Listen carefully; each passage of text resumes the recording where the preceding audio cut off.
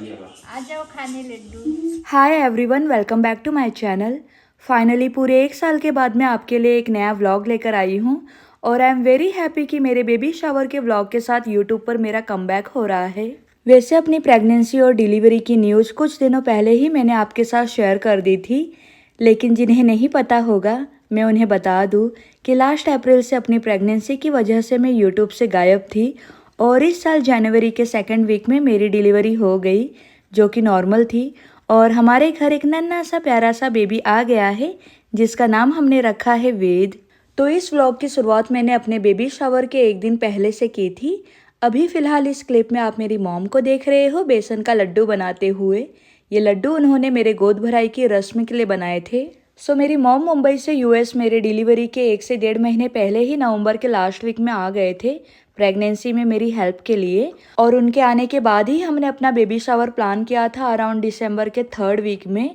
तो मोस्टली यहाँ यूएस में क्या होता है कि अगर आपकी फैमिली आपके साथ यहाँ यूएस में नहीं रहती, इंडिया में है, तो उनका बेबी शावर उनके फ्रेंड्स वगैरह मिलकर करते हैं और न्यू मॉम के पसंद के हिसाब से फूड का सारा अरेंजमेंट हो जाता है पॉटलक के थ्रू। इवन मेरे भी पिछले 2 बेबी शावर मेरे फ्रेंड्स ने यहाँ मिलकर ही किया था, जो कि मेरे लिए सरप्राइज था। लेकिन इस बार मेरी मॉम साथ में थी और वो चाहती थी कि फूड का अरेंजमेंट हम करें, तो उनके कहने पर फूड का सारा इंतजाम हमने खुद ही किया। लेकिन फिर भी हेल्प के लिए मेरे 3-4 फ्रेंड्स आ गए थे घर, तो उन सब ने मिलकर मटर पनीर, छोले, भिंडी, 2 प्याजा की सब्जी के साथ वेज बिरयानी और रसमलाई बनाई थी। नान और एपेटाइजर सबने बाहर से ऑर्डर कर लिया।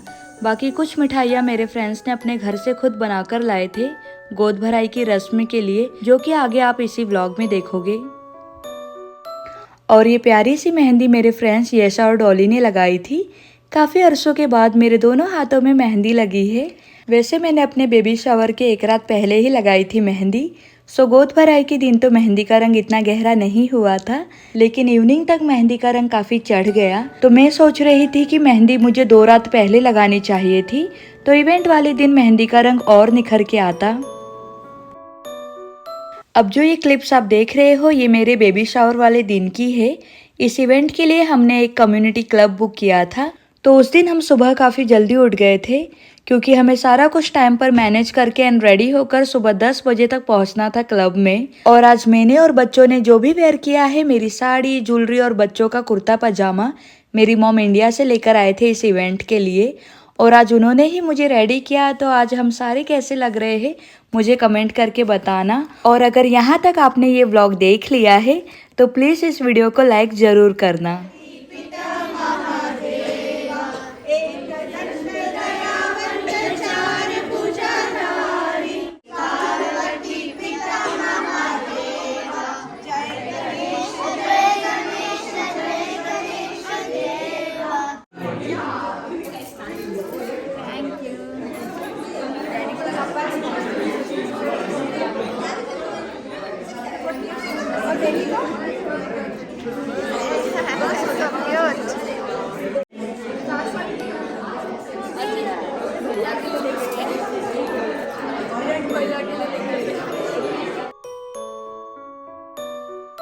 हम घर से ही पूजा का सारा सामान लेकर गए थे और वहाँ पहुँचते ही सबसे पहले हमने गणेश जी और लड्डू गोपाल जी की पूजा की, आरती और भजन किए।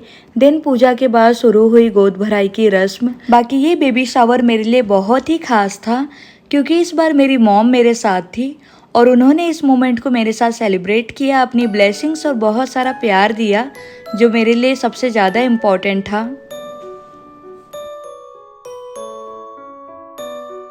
वैसे आयांश के वक्त मेरी मदर इन लॉ आई हुई थी और उस समय भी हमने बहुत ही अच्छे से मेरा पहला बेबी शावर सेलिब्रेट किया था। लेकिन स्मैन के वक्त किसी कारण मेरे पेरेंट्स या मेरे इन लॉज दोनों में से ही कोई इंडिया से यूएस नहीं आ पाया मेरी हेल्प के लिए।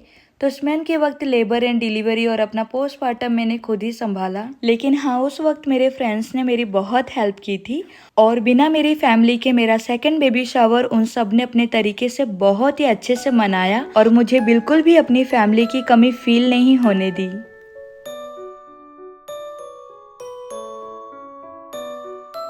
मेरी गोद भराई की एक और ख़ास बात थी कि ये केवल एक इवेंट नहीं था, बल्कि भारत के अलग अलग कल्चर का मिक्सचर था। मेरे कुछ फ्रेंड्स आंध्र प्रदेश और तेलंगाना से बिलोंग करते हैं और कुछ गुजरात से। मेरे पेरेंट्स या मेरा रूट आप कह सकते हो कि सुल्तानपुर यूपी से है, लेकिन मैं मुंबई में बॉर्न एंड बॉट अप हूँ। प्लस मेरा ससुराल है बरेली से। तो मेरे बेबी शावर में आपको भारत के हर हिस्से की छोटी सी झलक देखने मिलेगी और हमने ट्राई किया कि हर किसी के थोड़े थोड़े रिचुअल्स फॉलो करें। सही कहूँ तो हमें जिसने जैसा अपने खुशी से सजेस्ट किया हमने उसे एक्सेप्ट करके प्यार से फॉलो किया और शायद इसी वजह से मेरा बेबी शावर इतना यूनिक, कलरफुल और ख़ास बन गया।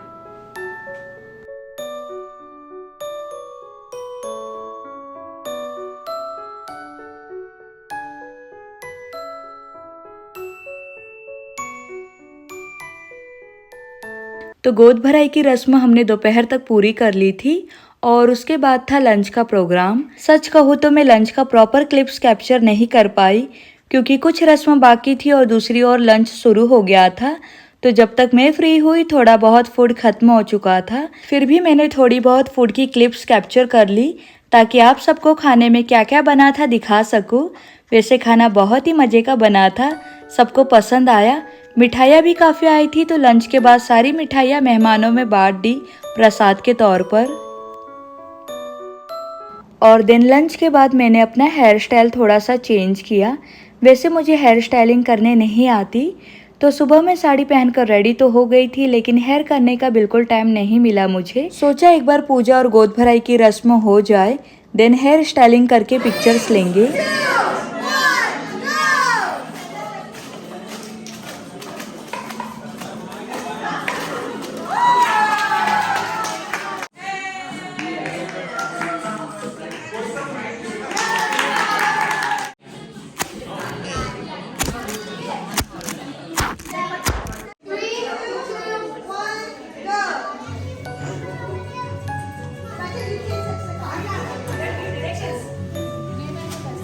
Give direction. 3, 2, 1,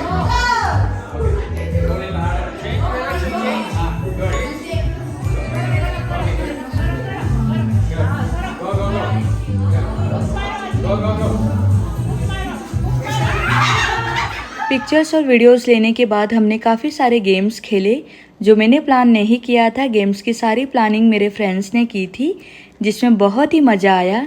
देन हमने अपने बेबी शावर का केक कट किया और यहाँ मैं आपको अपना फाइनल लुक दिखा रही हूँ। आप मुझे कमेंट करके ज़रूर बताना कि आज मैं कैसी लग रही हूँ। वैसे मैंने इस प्रेगनेंसी में ज़्यादा वेट गेन नहीं किया। आप में से कुछ लोगों ने मेरे रील्स देखकर पूछा भी था कि मैं तो अपने प्रेगनेंसी से पहले थोड़ी गोलू मोलू सी थी लेकिन अब उतनी चबी में नहीं दिख रही हूँ। तो इसके बारे में जानकारी मैं आपको अपने लेबर एंड डिलीवरी व्लॉग में दूंगी। और अगर आपको मेरे बारे में जानना हो तो मुझे कमेंट करना, आपके सारे सवालों के आंसर्स मैं अपने अगले व्लॉग में दूंगी। और हाँ, अपने बेबी शावर के काफ़ी सारे पिक्चर्स मैंने अपने इंस्टाग्राम पर अपलोड किया है, तो अगर आप देखना चाहते हो तो इंस्टाग्राम पर मुझे फॉलो कर लेना। स्क्रीन पर आपको मेरी इंस्टाग्राम की आईडी मिल जाएगी। बाकी आज का ये प्यारा सा व्लॉग मैं यहीं एंड कर रही हूँ। उम्मीद है कि आपको पसंद आया होगा। व्लॉग अच्छा लगे तो इस वीडियो को लाइक और मेरे चैनल को सब्सक्राइब जरूर करना। जल्दी ही आपसे मुलाकात होगी अगले व्लॉग में। तब तक अपना ख्याल रखें।